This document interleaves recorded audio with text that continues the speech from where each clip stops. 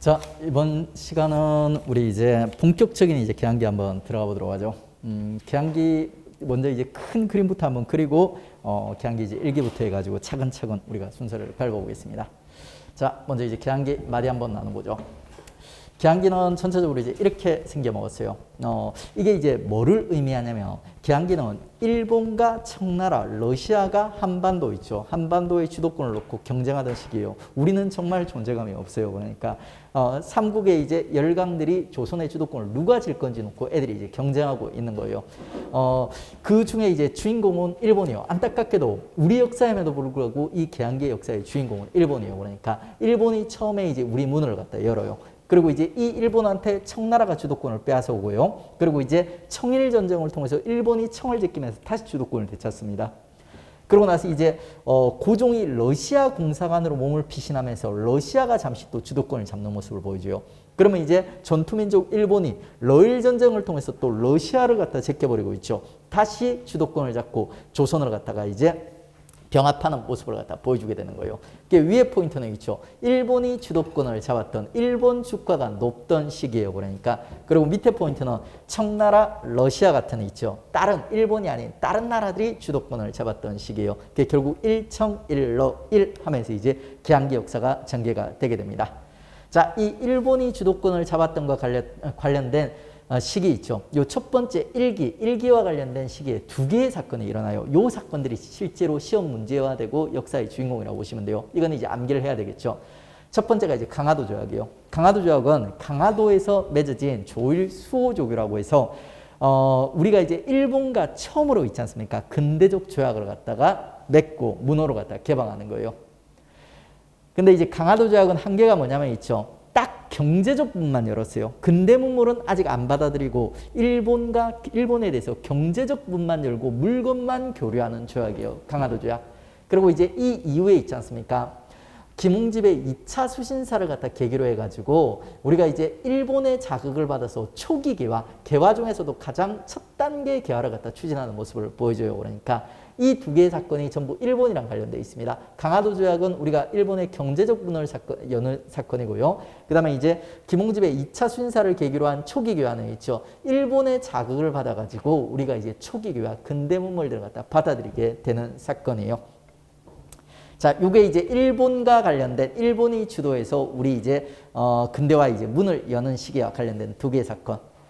그리고 이제 일본이 이렇게 나름대로 이제 일본 입장에서 노력해가지고 조선의 문을 열고 조선의 주도권을 장악했어요. 근데 뜻밖의 조선에서 일어난 두 개의 사건에 의해 가지고 청나라가 조선의 주도권을 갖다 장악하는 모습을 갖다 보여줘요. 이모군란. 이 초기 개화에 반발해가지고 구식 군인들이 반란을 일으키게 되는 거예요. 그리고 이제 이 구식 군인들이 일으킨 반란을 갖다 누가 진압하냐면 청나라 군대가 진압하게 돼요. 청나라 군대가. 그러면서 이제 청나라가 조선의 주도권을 갖다 쥐게 되는 사건, 이모군란. 그 다음에 이모군란 이후에 청이 주도권을 잡으면서 있죠. 우리나라에서 청나라랑 친한 온건계합파, 아주 천천히 계합을 하자는 세력들이 집권을 하게 돼요. 그러면 마음이 급한 있지 않습니까? 젊은 급진계합파 애들이 마음이 급해져가지고 야, 우리 안 그래도 시작도 늦은데 온건계합파가 주도권을 쥐고 늦게 계합을 하면 어떻게 하자는 것이냐? 급하게 계합을 하자 하면서 이제 젊은 급진계합파들이 또 정변을 갖다 일으키게 돼요. 그게 갑신정변.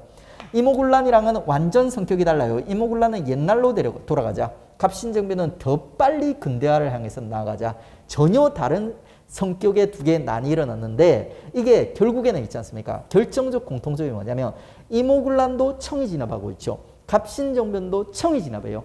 가지고 이 두 개의 사건을 통해 가지고 청나라가 주도권을 갖다 쥐게 되는 겁니다. 그게 이제 2기의 이모군란과 갑신정변. 오늘 진도는 여기까지 나갈 거예요. 오늘 진도 여기까지 해서 여기까지만 일단 소개시켜 드릴게요. 더 많이 소개시켜 드리면 여러분 머리가 복잡해질 것 같아요. 일단 이제 요 두 번째 마디까지. 나머지는 그냥 이름만 한번 보도록 하죠. 3기의 통합농민운동 그리고 갑오을미개혁. 요게 이제 일본이 다시 청을 갖다 제끼는 거랑 관련이 되어 있습니다. 그 다음에 이제 4기에는 우리가 이제 고종이 러시아 공사관으로 몸을 피신하면서 독립협회와 강무개혁이라는 두 개의 사건이 등장하게 돼요. 그리고 이제 5기에는 일본이 러일전쟁에서 승리하면서 한일 병합을 갖다 준비하는 시기입니다. 그러니까 오늘 진도는 이제 1기와 2기까지 이제 나갈 겁니다. 자, 1기 첫 번째 사건 강화도 조약과 관련된 내용부터 들어가도록 하죠.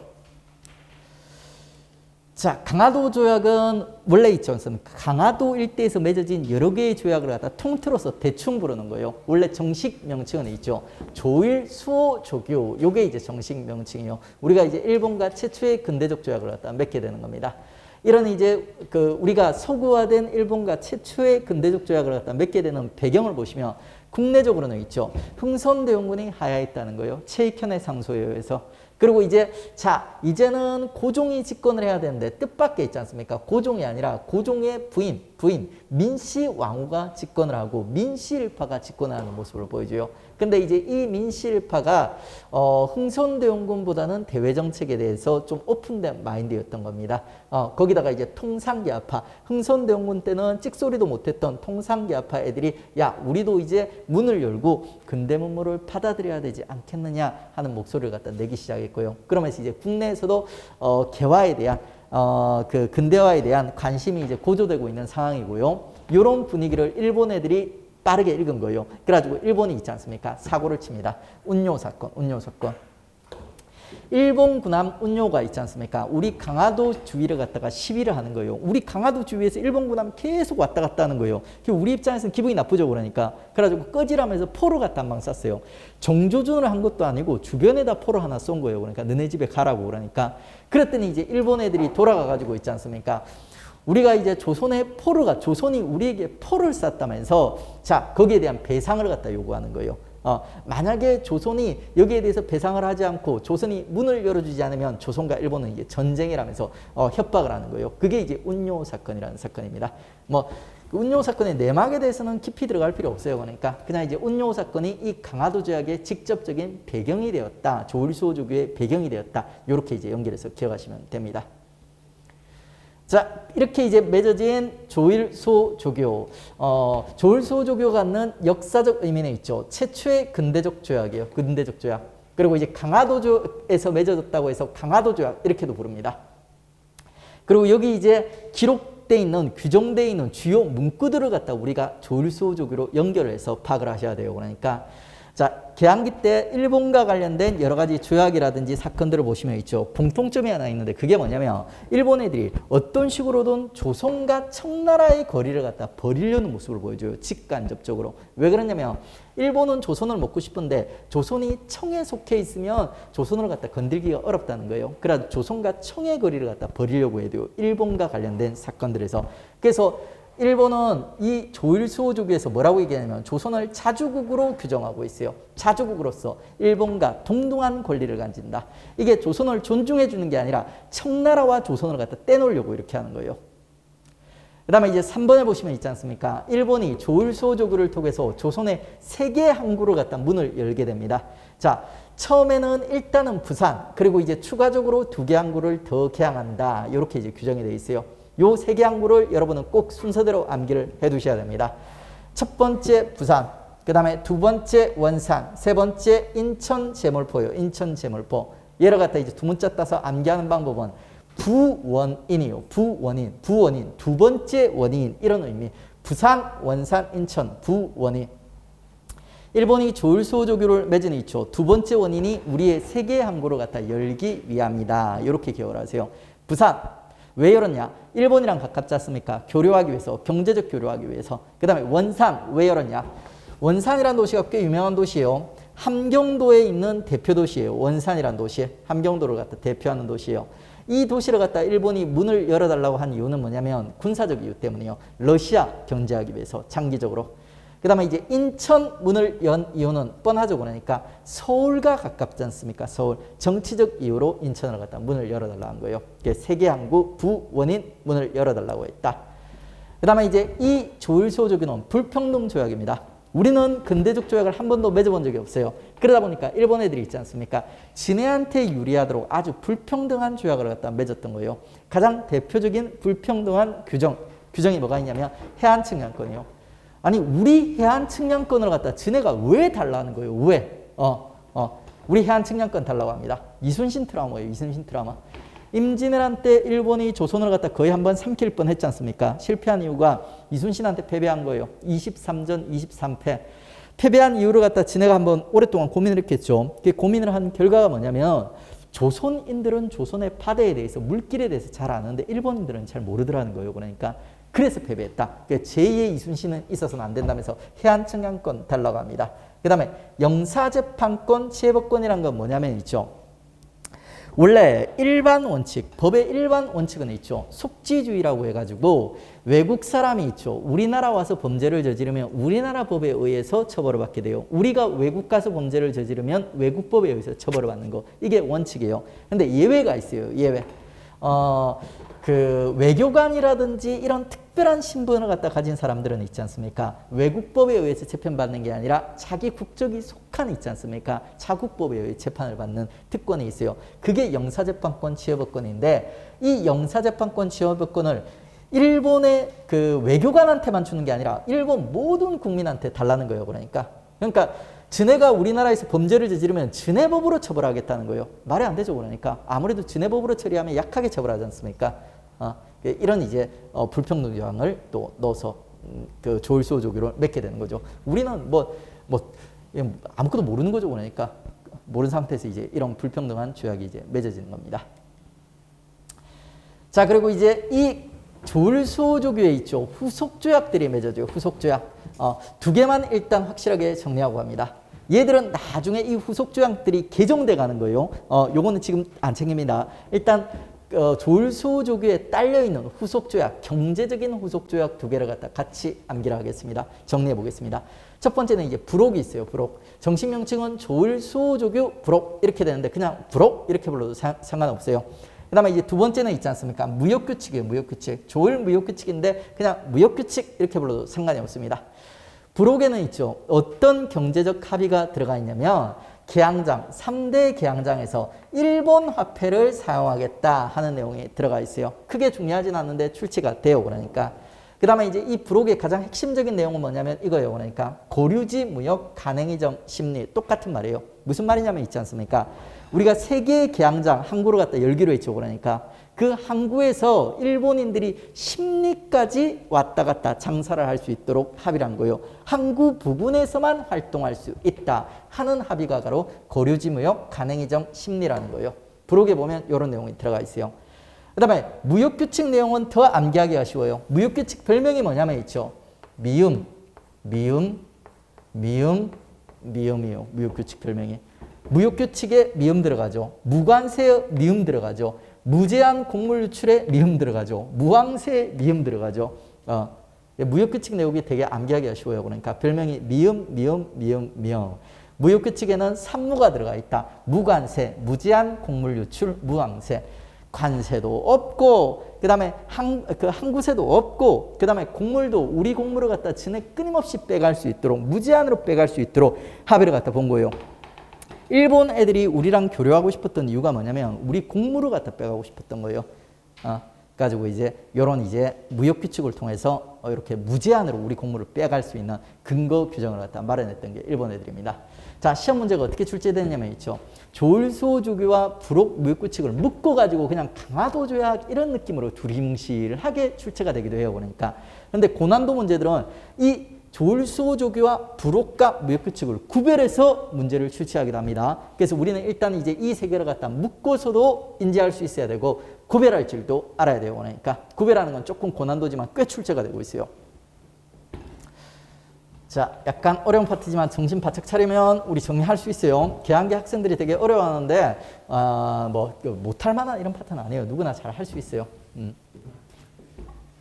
제가 이제 그 개념화 시킬 때 있지 않습니까? 어떤 파트를 개념화 시키고 그럴 때 뭐 W라든지 이런 것들 많이 그리죠. 그러니까 이게 반복해서 나오는 이유가 뭐냐면 우리가 살아가는 인생이 이거랑 비슷해요. 그러니까 이게 좋을 때가 있으면 힘들 때도 있고 힘들 때가 있으면 또 좋을 때 있고 이런 거예요. 그러니까 저도 살아가면서 이제 이런 그 경험을 많이 했고 여러분도 이제 지금 이런 경험을 하고 있는 거예요. 그러니까 여러분 지금 한 요쯤 있겠죠. 그러니까 지금 뭔가 새로운 거를 갖다 준비하고 있는 거예요. 요 과정에서 누구나 지금 힘들어요. 그러니까 그리고 이제 이걸 준비하고 나서 나중에 공무원이 되면은 또 새로운 인생이 열리게 되겠죠. 그러니까 저도 어떻게 보면 마찬가지예요. 어렸을 때 되게 좀 저한테 그냥 저랑은 전혀 상관없이, 저 의지랑은 전혀 상관없이 힘든 일이 한 번 있었고, 그 다음에 이제 어느 정도 제가 이제 공무원도 되고 어느 정도 이제 열심히 해가지고 사회적 지위를 얻었는데, 두 번째는 제가 이제 스스로 이제 무덤을 팠죠. 그러니까 스스로 공무원 그만두고 이제 이렇게 한번 이제 되게 고생을 했었어요. 그러니까.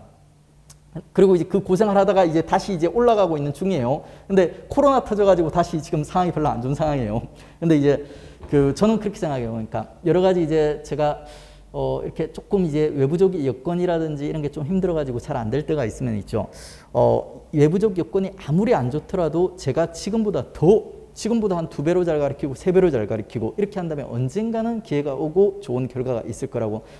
여러분도 똑같이 그런 식으로 접근하신다면 성공하실 수 있어요. 공부를 하는데 잘 안 돼, 성과가 잘 안 나와. 그러니까 그러면 이제 여러분이 그게 잘못된 방식이 아니고 올바른 방식이라면 있죠. 그 상황에서 여러분이 2배로 3배로 더 열심히 하신다면 분명히 좋은 성과 나오고 공무원 시험 쯤은 충분히 합격할 수가 있어요. 그러니까 제대로 노력도 안 해보고 이렇게 그냥 안 된다, 나는 아닌가 보다 이렇게 포기한 학생들이 실제로는 대부분이거든요. 열심히 하고 올바른 방식으로 공부하면 공무원 시험은 실제로 그렇게 어려운 시험은 아니에요. 그러니까 공무원 시험은 대략 이제 상위 한 5%에서 한 10% 이 정도만 합격할 수 있는 시험이에요. 5%에 10%. 머리가 나빠도 있지 않습니까? 열심히만 하면 대략 한 20%까지 올라가요. 열심히만. 공부하는 방법을 모르고 막 열심히만 해도 한 20% 정도 나와요. 그 다음에 이 20% 정도 노력에서 플러스 올바른 방식으로 공부하면 평범한 사람도 5% 정도 선까지는 올라가요. 그러니까 평범한 사람들도 재능이 없어도. 여기서 1%, 2%까지 올라가려면 재능이 필요해요. 그러니까 재능이. 근데 20%, 5%, 10% 정도까지는 열심히 하고 올바른 방식으로만 공부를 하면은 이 정도 수준까지는 올라갈 수 있어요. 누구나. 그러니까 대부분 사람들이 정말 공부에 인연이 없는 뭐 이런 사람들을 빼고 대부분의 사람들은 이 정도 수준까지 올라갈 수 있습니다. 그리고 이 정도 수준으로 올라가면은 공무원 시험 합격할 수 있어요. 공무원 시험은 5%에서 한 10%요 정도 수준이면 공무원 시험은 충분히 뭐 합격할 수 있는 이런 시험입니다. 그래서 이제 안 되면 있죠. 그냥 이 시작 자체가 힘든 거예요. 시작 자체가 엄청난 뭐라고 여러분이 이제 시간이라든지 경제적인 이제 투자를 해서 이제 시작을 하신 거예요. 시작을 안 했다면 모르지만 시작을 했으면 있지 않습니까? 확실하게 이제 뭔가 이제 성과를 거둬야 돼요. 성과를 거두고 이렇게 나가셔야 됩니다. 그러니까 그렇게 해도 이제 떨어지는 사람이 있긴 있어요. 떨어진 사람도 있고 떨어진 사람이 있긴 한데 시도를 하고 노력을 하는 과정에서 제대로 노력을 안 해보고 떨어진 사람이랑 정말 제대로 노력해보고 떨어진 사람이랑 또 다른 거예요. 그러니까 노력해보고 진짜 최선을 다해서 노력을 해보고 떨어진 사람은 이 사람은 공무원 시험은 안 될지 몰라도 있죠. 이렇게 노력하는 사람들은 다른 시도, 다른 분야에서 분명히 뭔가 기회를 갖고 성공을 하게 될 사람들이에요. 그러니까 끊임없이 노력해가는 이런 사람들은. 근데 공무원 시험을 갖다 시작을 했는데 맨날 졸고 뭐 대충 친구랑 술이나 마시고 놀고 이렇게 시간을 보내서 떨어진 학생들 있지 않습니까?